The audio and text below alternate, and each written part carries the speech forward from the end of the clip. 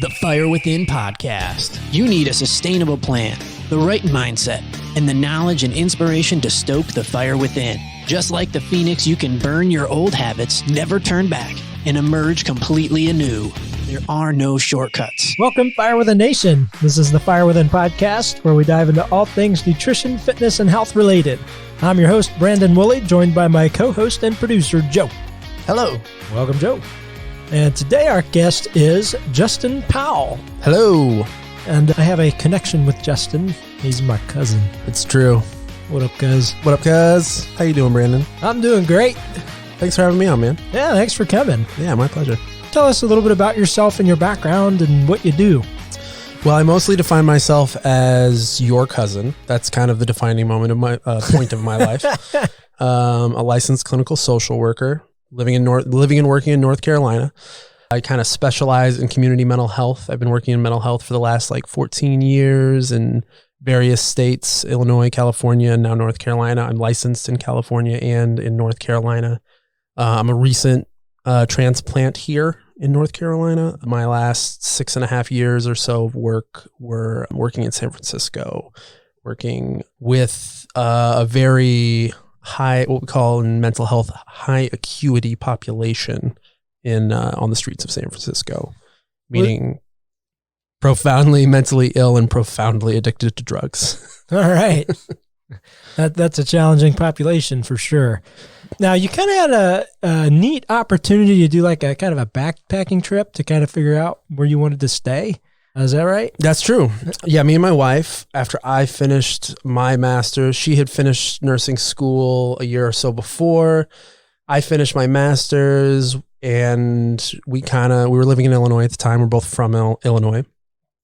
And we decided to save up a little money and live in a car for a few months and just drive around America and see if we could find a place that we wanted to live instead of just living in a place that was nearby where our parents had chosen to live. We had a national parks pass. We were hitting up all the national parks. We're all over the country and settled. That's how we ended up in the Bay Area.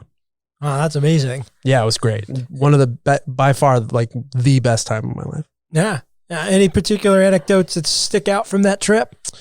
Oh, I don't know if any of them are G-rated enough for your audience. Oh my goodness. No. Honestly, over the course of a very long summer, getting to see everybody that we knew and loved around the country and getting to get a full grasp of how awe-inspiring the landscape of America is. And I did not know Utah was cool, but Utah is super cool. The coolest, craziest national parks and craziest rock formations you'll ever see are bizarrely in Utah. So thanks, Mormons. Nicely done. So what made you choose to settle down in the North Carolina area? My wife got into PA school. We've got some family in the area. Aside from you guys, we have my brother-in-law and his family's here. Buying a house in the Bay Area is practically impossible.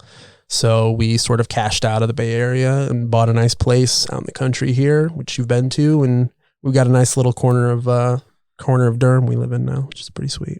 Durham. Yep. Then you got a little one, Clementine. Yep. We got two little ones. You forgot about Joey. Joe. No, I didn't forget about Joey.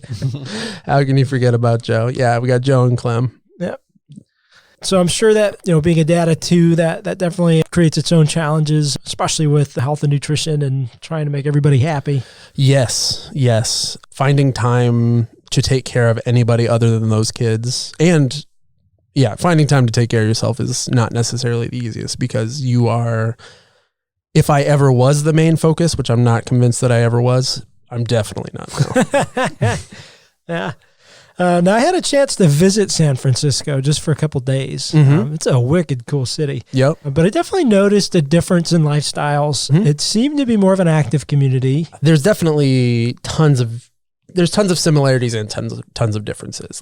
There is on the West Coast, particularly in the Bay Area, there's tons of amazing landscape, and they're kind of nestled in the Sierras, and there's just an outdoor, like you're saying, there's this outdoor culture.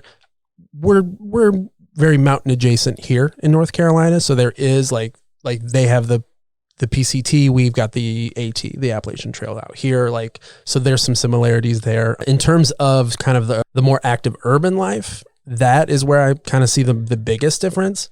I always joke that like that stereotypical healthy California lifestyle is always because you have to park so far away from where you want to go that you always are walking. Yeah. I would ride a bike to work because it was just so much easier and so much faster. But like if I tried to drive a car every day, I'd be on the bridge for like 2 hours. Oh man. And like just sitting in my car being angry at everybody around me. Yeah. It doesn't sound like a good lifestyle. No, it's not good. Not good. People are encouraged just out of necessity to find these more active ways to get around. In terms of food and like nutrition type stuff, there's a wider variety. There is like a big fresh food movement that happened kind of a long time ago, I think in California, again in the Bay Area specifically, that really influences everything. Like everything is the like buzzwords in like fine dining. It's like farm to table. It's whole foods. It's slow food is like in the last 10 years, like everybody's focused on like slow food. What does that mean? I'm not familiar with that term. I think Alice Waters came up with that term, and it's sort of an answer to fast food. Like the 60s and 70s, like you've got the like Leave It to Beaver family, and like everybody's cooking a whole turkey or a whole roast every single day. And then in like the 70s and the 80s, food science evolves and people start figuring out how to like make rice-a-roni and like quick food. And like, you know, outside of like your burger joint type fast food stuff, like that became like, oh, well, you can eat food that tastes 90%, you know, almost as good, and you just don't have to work nearly as hard for it. So it's about that food movement was about like convenience. Changing culture demanded that a more efficient food answer, as things are cyclical, that people are like, you know, actually food tastes better when it was made out of food. Imagine that. Which is a crazy concept, but one that I think is pretty true, that food is better when it's made of food. Yeah. Now, what do you think allowed California to kind of grasp that concept to go back to real food faster than the rest of the country? I think it's very evident in California. I couldn't necessarily give California specifically credit. I think that it's more about being like an international metropolitan area. Yeah. So like Los Angeles, San Francisco, Seattle, Portland, places like that on the West Coast. And like New York City, obviously, is a world-class city, culinarily speaking. Yeah. Culinarily is a word. Sure. It is now. Sure. I don't know. Now, do you think that there's a noticeable difference of the health of the population there versus here? Do you think they have less of the issues with obesity, with diabetes, heart disease, or is it hard to gauge?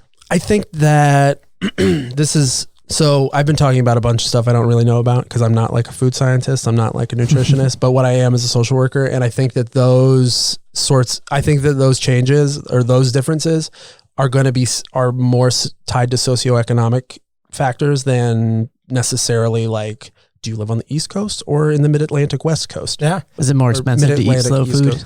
It is more, real food is more expensive than fast made out of chemicals food. Oh yeah. You have more time and resources to allot to that if you're not working a 12-hour day for minimum wage just to afford rent. That brings up an interesting topic that I think both of you guys work in a very similar profession in that, like the point of what Brandon's trying to do and the point of what a social worker is trying to do is help people who want to see a change happen in their life. Totally. And see transformation. And I wonder what kind of similarities and what kind of differences you guys have seen in that field, because I have to imagine that a lot of actually seeing a transformation starts in the brain before it becomes action and habits. Everything starts in the brain. Yeah. Everything starts in the mind. If you take Dr. John Berardi's precision nutrition course, half of the entire course isn't on nutrition, it's on behavior change. Yeah. So I think that is a key component for sure.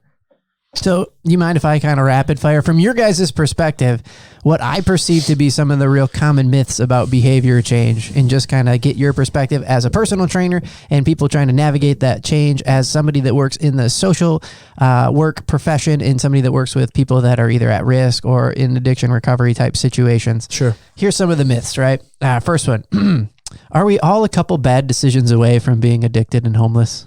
Or in your case, are we all a couple of bad decisions away from becoming terribly obese? A couple bad decisions. I mean, it doesn't happen that fast, but your trajectory in life can be changed in less than one decision. Your trajectory, like people can be changed. Their life-altering traumas happen in people's lives, right? Yeah. And how they end up, and that can happen. A plane can fall out of the sky, land on your house, and your life's changed forever. You didn't make a decision, but now you've got a whole new life situation to deal with, and you may not know how to cope with it. Yeah. And boom, you're homeless in that moment, and you may go down the wrong path of learning how to cope with that stress and anxiety and just the general, all that trauma it brings to us. And in that moment, yeah, like your life changes, and suddenly you're going down a bad road. And it's because of external factors as much as it is personal choice. So my take on it, even if it was one big decision, I feel like there's a whole host of smaller decisions and lifestyle changes. To take, for example, I just finished reading Elton John's autobiography. There's a lot of mention of cocaine. It's not like somebody out of the blue wakes up and goes, I'm going to try cocaine.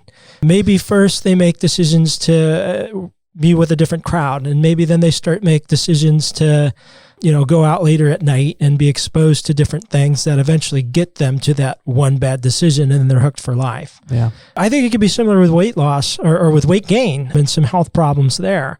Let me try this treat. I've never had a Snickers before. Oh my God, that's a super hyper palatable, addictive sugar. I really, really like that. Or I tried a Chick-fil-A sandwich, and now I want to try Popeye's chicken sandwich, and now it's this whole. So and then I get stabbed, right? And then you get stabbed. That's right. So all I wanted was a chicken sandwich. So I think there's micro decisions. Now I need a kidney. We got to work that into the show title. But no, I think it can be a trajectory, but sometimes I think maybe it can be a really bad decision. All right, next thing that I've heard a lot before is, does change occur when the pain of staying the same outweighs the pain of change? Well, I'm gonna debunk your question a little bit, because I don't believe that there is such a thing as staying the same. I think that everything always changes. Everything's always changing. Everyone is always changing. And you can either enact your own agency in that change and choose to guide that change, or you can remain passive and allow change to happen to and around you. I feel like I was pretty negative and fatalistic in that first answer on the rapid fire. Let me just point out, I do believe that you have the power to make positive changes in your life and make good decisions, and that there's a path to recovery no matter how far down a road you go. Mm-hmm. And I don't believe that you need to be motivated only by avoiding negative consequences. And I think that's largely what Brandon's trying to do, is to empower people in recognizing that they can start setting their own goals and start setting their own courses for change. I think it's an incredibly positive way to look at it, because it doesn't mean you're held hostage until some kind of catalyst happens. If you think about change that way, that it's always happening, you're not waiting to get you off the ground and get moving. Exactly. All right, next one. Habit making or habit breaking? Which is harder? Ooh. I would have to say breaking, because it's already ingrained. I mean, you're already in that rhythm. But I've done no research. I don't know. I think I'm going to disagree. I think it's habit making. Yeah. I think it's habit making. I think it's really easy to want to start a habit, and it's really easy after 2 days to just be like, oh, I forgot to do that.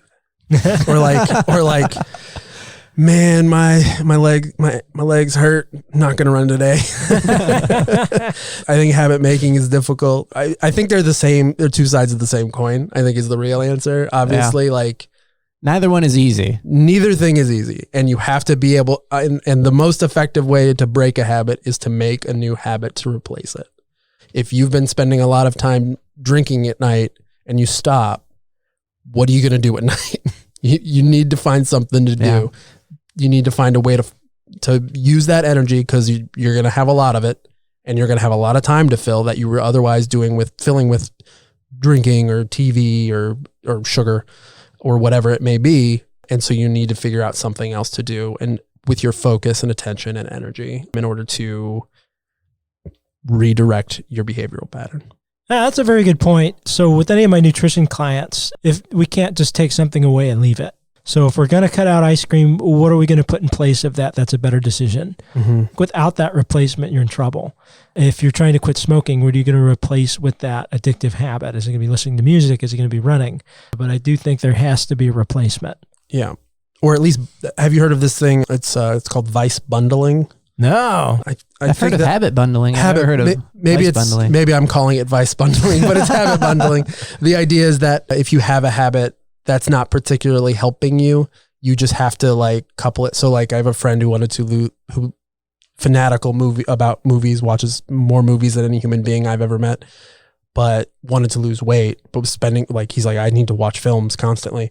So he's like, he eventually buys a treadmill and is like, I can watch infinite movies now as long as I'm walking on the treadmill. I read a book called The Power of Habit that had a story in it that was pretty similar to yours. This guy was watching too much TV and he wanted to do something, so he decided, I'm going to use this habit bundling thing. Yeah. And he was an engineer kind of nerd, so he decided to rig his Netflix connection modem power to a generator that he put into his bike, so that as long as he was pedaling the bike, he could watch Netflix. If he stopped pedaling, Netflix would go away. Starts lagging. That's nuts. So I think I've also heard like the idea behind the habit bundling approach is like, you already have a habit, try to leech onto it, right? I think it's what it's addressing is what we mentioned earlier, is that habit making and habit breaking are both difficult things to do. Yeah. In the field of community health or community mental health, we call that a similar concept is something we call harm reduction. Specifically, it's as it pertains to substance use. So like needle exchanges are a type of harm reduction. It's not like the most politically popular thing in the world necessarily, the idea of giving heroin addicts or IV drug users clean needles, but what you're doing is you're preventing the spread of infectious diseases. Abstinence doesn't always work, right? So like breaking a habit entirely doesn't always work. So if you start bundling something healthy or reducing the amount of harm that a habit's causing you, then you're making incremental change. Yeah. Without having to make seismic shifts. Another thing you always hear when you talk about habits, so curious about your guys' perspective, 21 days of repeatedly doing something creates a habit. True or false? I think it could be a good start. I don't know that there's an exact number, but I think different people have a faster ability to latch on to a new habit. It certainly couldn't hurt. At least that gives you a goal of consistency. And maybe if you could break through that 21 days, you go, okay, man, I got this. Yeah, 21 days ain't nothing, but I don't know that it's necessarily life-altering yet. Yeah. Yeah, it's tough to think that if I do something for 3 weeks, now this is forever for the rest of my life. Totally. Now, when I was a music major, they said for every time you play a passage wrong, you need to play it 7 times correct in order to rewire that pathway. I think I would agree. I think it's a goal. I mean, I've done things for 21 days that haven't stuck. So I know personal experience-wise, like it's hard to be like, yep, that's true. But I think it's a helpful like axiom for people to. Yeah. You know, at least it'll keep you from giving up at day 18. And that's a couple more days. I think it's good to set goals like that. And I think the principle is valid in it, right? Like if you want to create a new habit, a big component of that is repeatedly doing the thing. Right. Yeah. It's setting benchmarks for yourself and attainable goals. Like if your goal is to never eat sugar again, like that's just a big unwieldy thing because you're, like you're going to have to become like a hyper vigilant weirdo. Totally. Like you maybe haven't thought it through to just in the moment. It's December 31st at 11:59. And you're like, I need something for this year. I'm not going to do anything ever again. I'm not going to do this ever again. And then a minute later, you're like, how am I not going to do this ever again? This thing is difficult. It's everywhere. Like sugar is everywhere, or whatever the resolution may be. Like setting a 21-day goal is a great goal, and it's a great benchmark for attaining something. But and if maybe the best takeaway from a 21-day success streak is that you're proving you can make that habit. Yeah. I don't really have a pithy statement for this one, but I have like a couple stories. So sure. This I've heard this over and over again. There's a difference in mindset for the way to help somebody understand. Maybe like relapse might be the addiction recovery term, or in diet nutrition, like it's cheat day, I guess would be the thing. Mm-hmm. But like there's a couple approaches that I've heard. One, let's say the story is a person's been sober for a year and they fell off the wagon. And so the response that somebody could have would be like, congratulations for making it a year. Mm-hmm. let's do it again. And that's one mindset. Mhm. And then another mindset is like, and I think this is probably more the mindset of the person in the situation would be, oh no, I got to start all over. I'm starting from square one. But really, are they starting from square one, or what is it? It's entirely context driven. I think the difference here is like with addiction. So first of all, with addiction, like there's a saying that goes around that's like, relapse is your friend. Expect him to come over. Like you can expect to be seeing him at some point in your recovery. Like it's just gonna, like, again, when you're talking about changing something for your entire life, it's a big unwieldy goal and people are imperfect. Don't think about it as being something that invalidates that previous year of sobriety. Yeah. You did that. Congratulations. You can get right. You know, you've proven that you can do it. I did an interview with a guy who was in AA and spent a lot of time in AA and had done been a lot of people's sponsors. And I kind of asked him to describe what's the difference between like somebody that drinks a lot and an alcoholic. What's the difference between like, how do you know when you cross the line? And he had in a way that was really memorable for me is like, it's kind of like when you turn a cucumber into a pickle, like you can't turn it back. Like what's a pickle? It's always a pickle. Yeah. Toast can't ever become bread again. Yeah. Nope. That's funny. So how does that apply like with eating? Do you think people are overly harsh on themselves when they go off the deep end and eat 27 chicken wings? I don't think that they're starting from square one because they have so much momentum and so much repetition. My understanding of learning new habits and how neurons form is every time they do something different and they repeat that behavior, it gets an additional protein myelin sheath coating and creates a stronger and stronger connection, which makes it easier to become more automatic. And it doesn't mean they could do that. They're going to do that every single time automatically. You know, we're free will beings. But I think if they've laid that groundwork, it's not difficult to go back. And I think hiccups are fine. I personally have hiccups all the time. You know, they may not be as severe as when I was super, super unhealthy, but it happens. And I put on 5 pounds over the holidays. I just got on the scale and I'm back to my normal weight of 172. Took me two and a half weeks to We'll bleep that out. Yeah, no, I'll leave it in. But so I think that's okay. But to me, it doesn't make sense to give up. In that regard, you could treat it much like the addiction recovery thing, like expect fluctuations. Like expect that kind of stuff. Yeah. If you expect it, then maybe you can have a better mindset when it happens. Bringing it together a little bit, like when you're making positive change, and like you mentioned in the question, like are we talking about a relapse or a cheat day? The difference is a relapse is you're falling back into something that's very damaging. With when we're talking about like substance abuse and stuff so like that. So in order for it to be an apples to apples thing, somebody would have to have like a eating disorder, addiction kind of thing.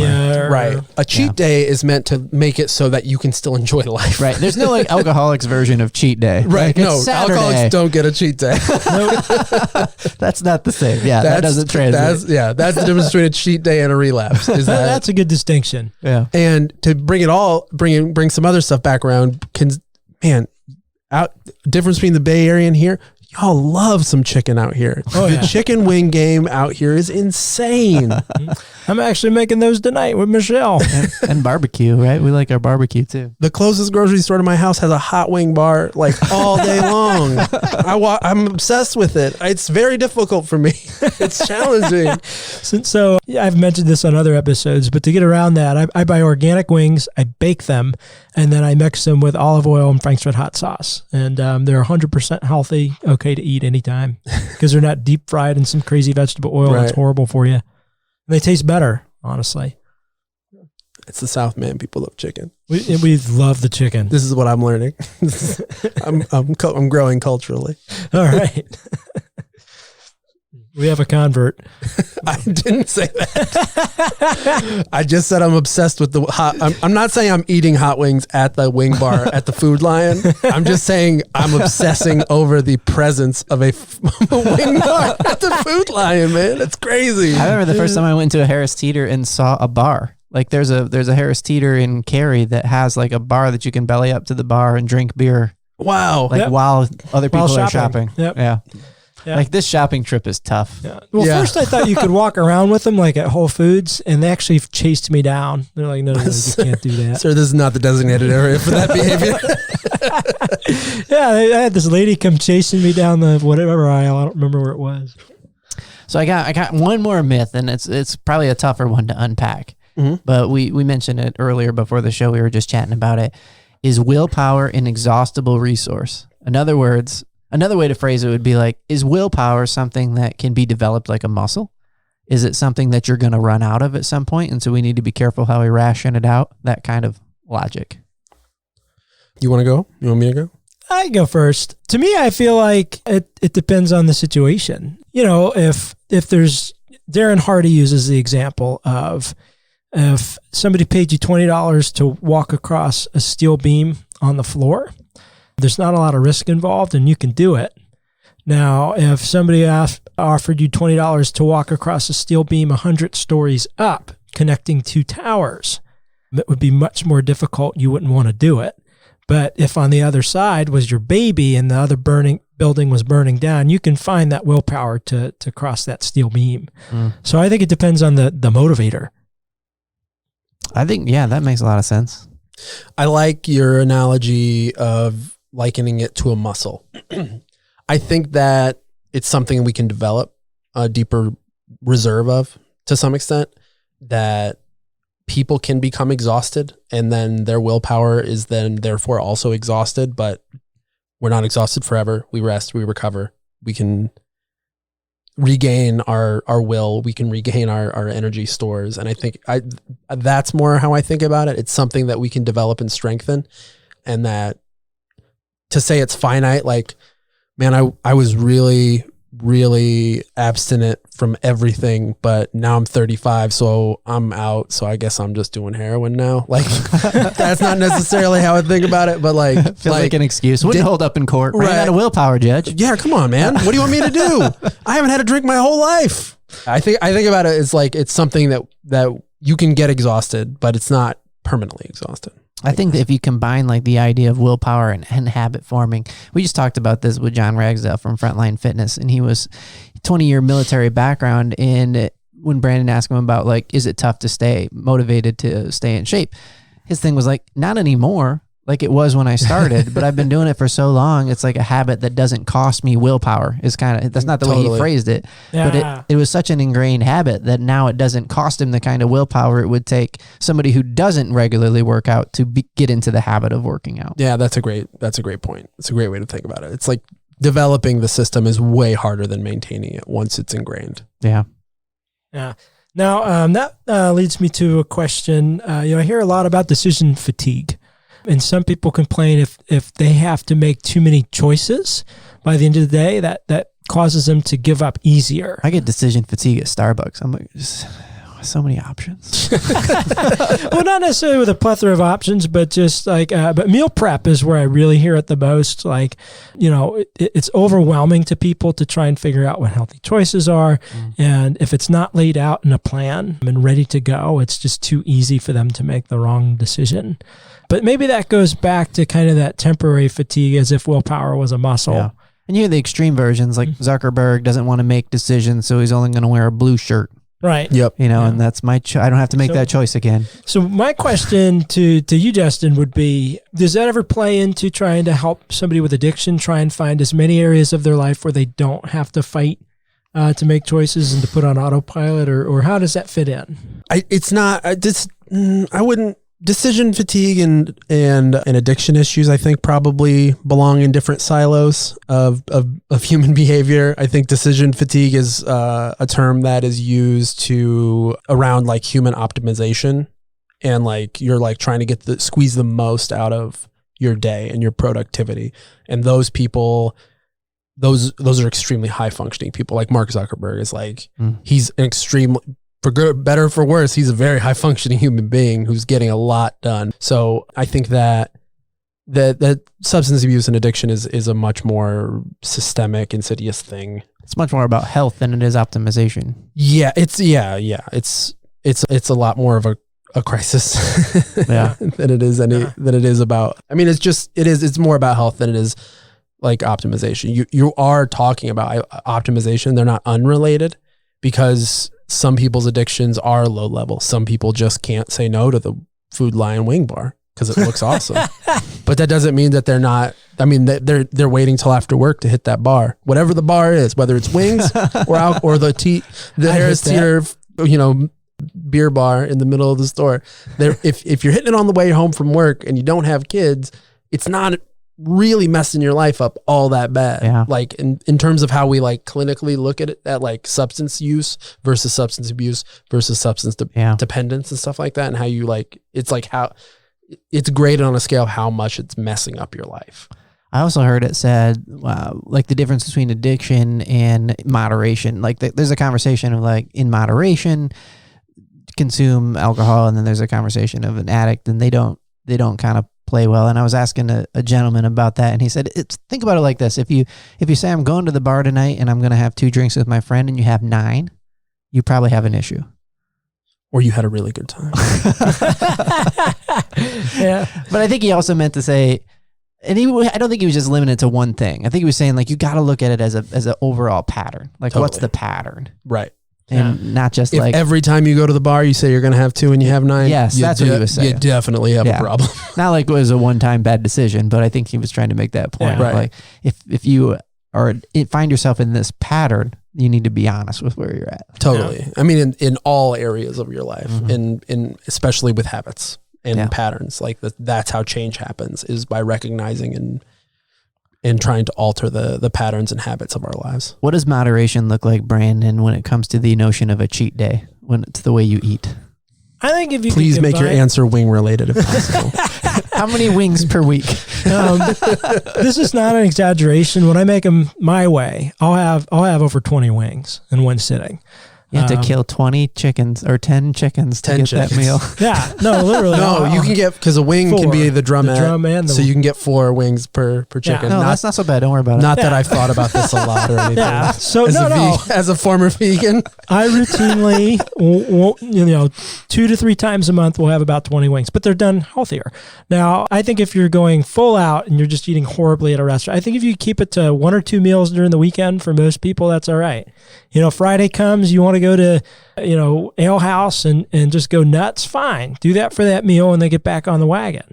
But if that causes another cheat and another cheat and another cheat, it could differ from person to person. Because I know some people think about it like this. Well, I screwed up next week. Like I've already had a bad meal. This week's shot.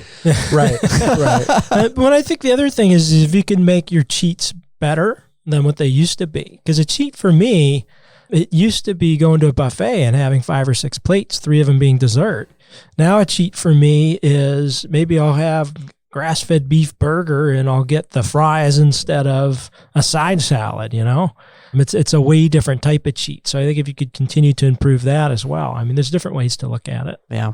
The concept of a cheat day is to not end up in this fatalistic, this catastrophic thinking of like, oh, I had fries. What?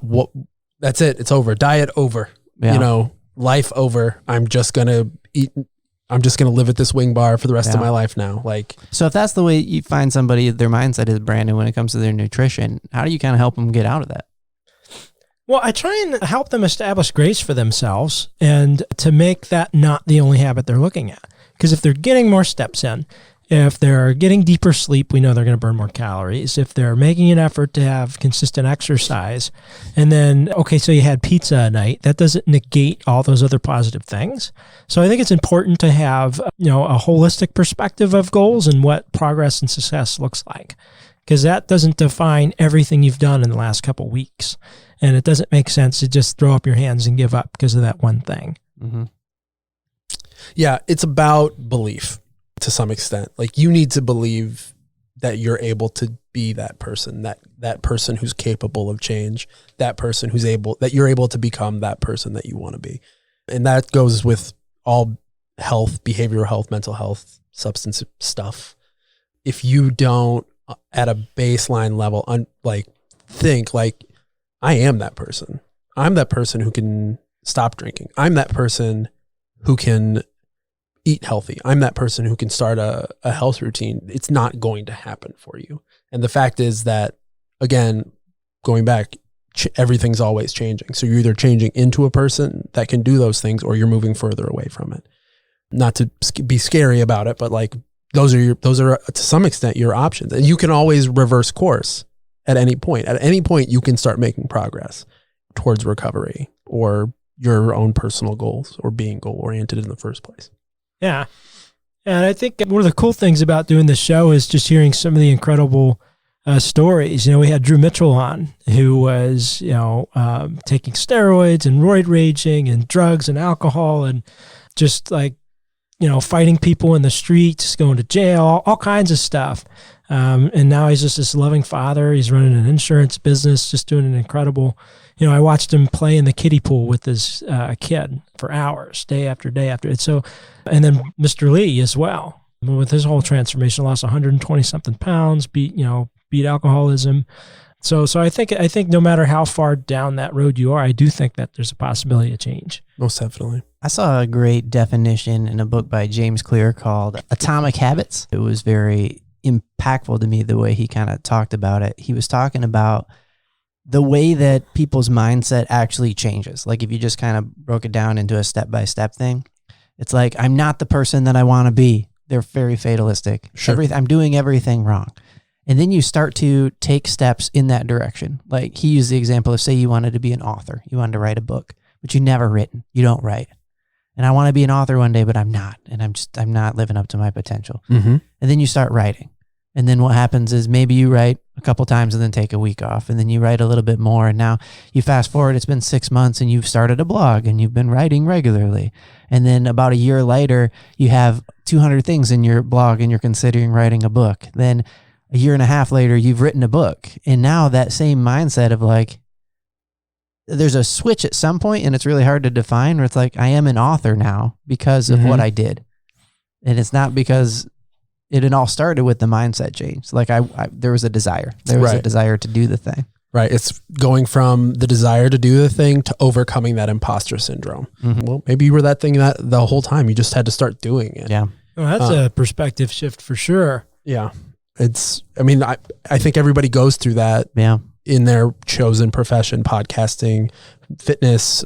Me as a therapist, I was a therapist for a couple of years before I was like, damn, I'm kind of a therapist now. Like I kind of know what I'm talking. Like that was really, let me give myself a pat on. That was really good advice.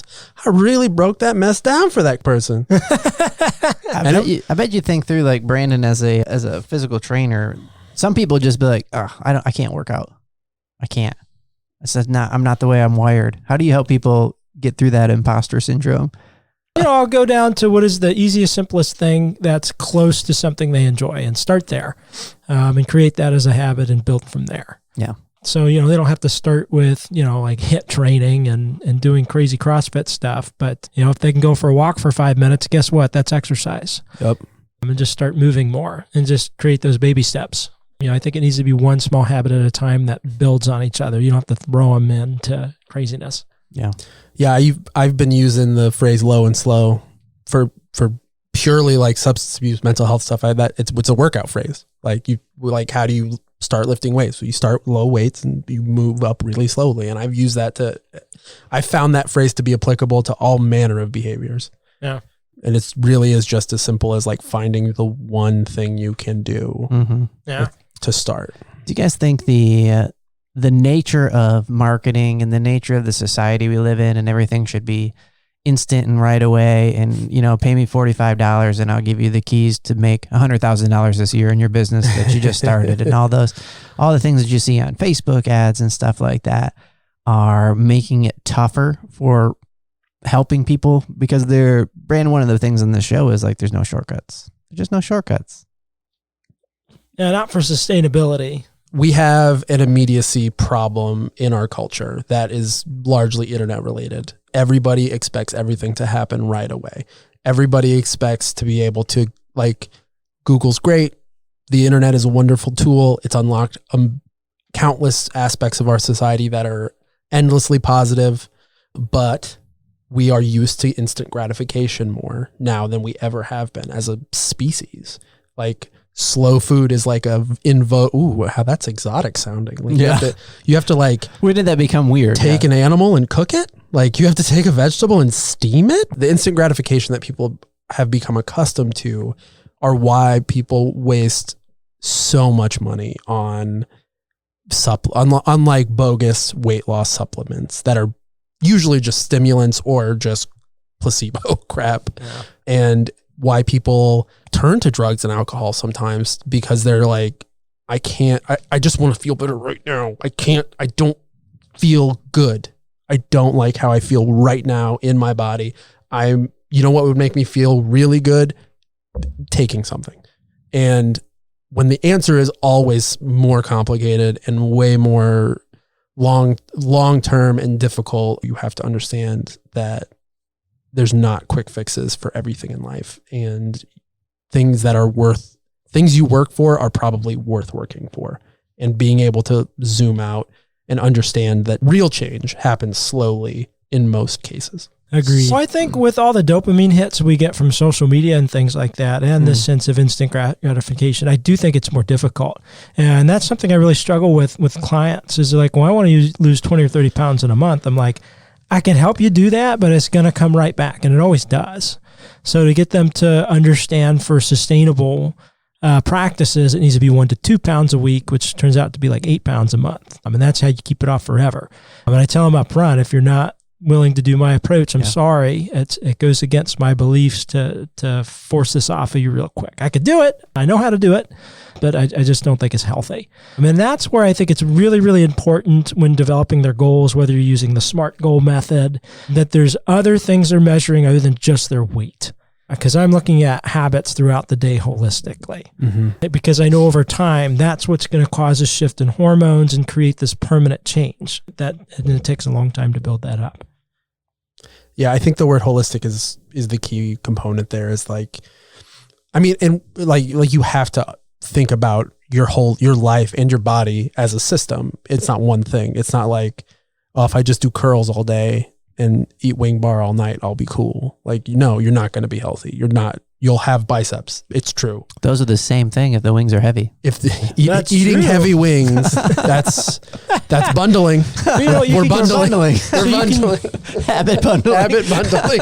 You ban heavy wings. Wing curls. Yeah. I think that would work. If wings weren't so small.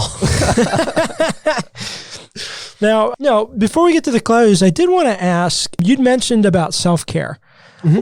Can you give the audience some tools in their tool belt of self-care strategies to help them with habit change, with fighting their demons and reaching their goals?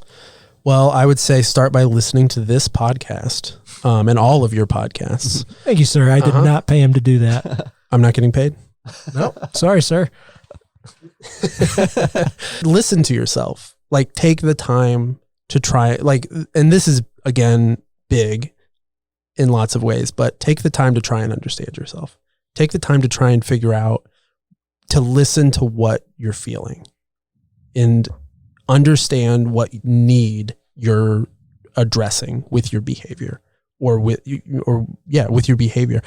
Like, if your problem is food, try to figure out before you eat, do the unhealthy thing, whether it's eating, whether it's drinking, whether it's drugs, whether it's porn, whether it's whatever it is.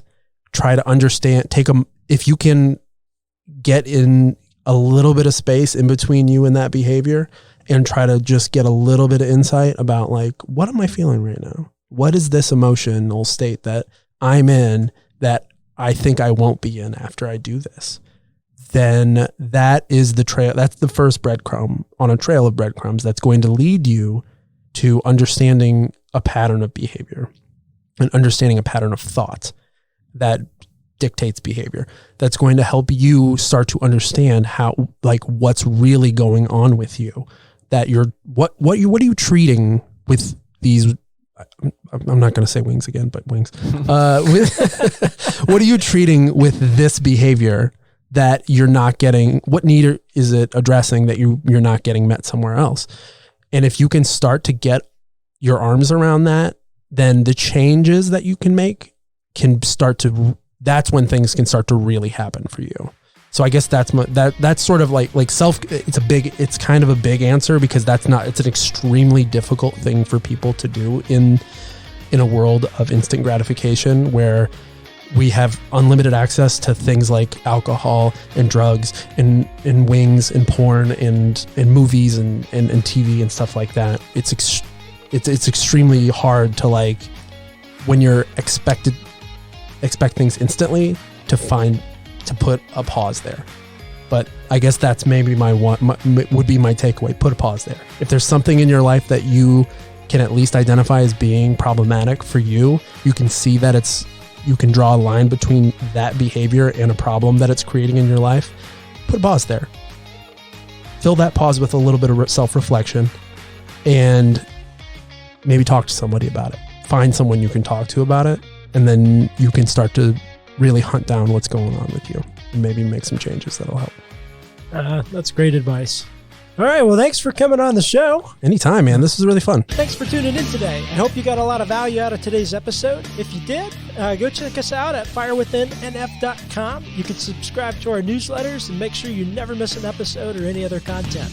Also, be sure to follow us on social media.